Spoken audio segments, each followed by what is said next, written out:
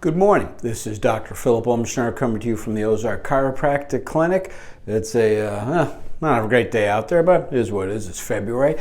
Today we're going to talk a little different change of pace and things. Going to talk about oil. Now, we're not talking about motor oil, no, not 10W30 or anything. We're talking about cooking oil.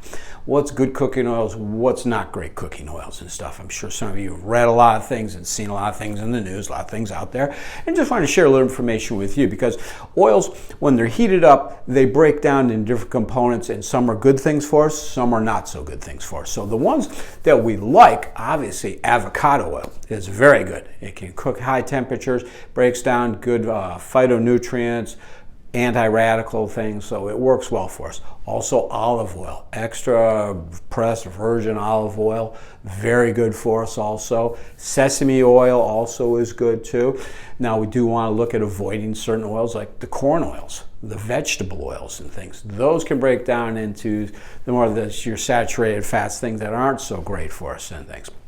And so we want to avoid using those a lot. And some things will do better in cold applications, salad dressings, things are going to be cool temperatures as opposed to hot, and so you can switch it around. But you want to just be careful how much you use corn oils, vegetable oils. They should be used marginally. You're much better off using the olive oil things, the avocado oil, much better for you. Follow along the Mediterranean diet where it's more of vegetables and things, some good lean meats and proteins in there and things.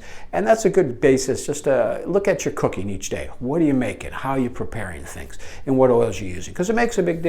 And then fats, you need good fats in your body. And butter, there's nothing wrong with butter. Now, we don't want to be eating chunks of it, but butter on a usage is very good for you. It gives you good fats, it gives you good balance for your body, and that's what you need. And because we do need fats in our body to help with generation of nerve cells and hormones and all sorts of things. So those are some good tips I wanted to share along with you.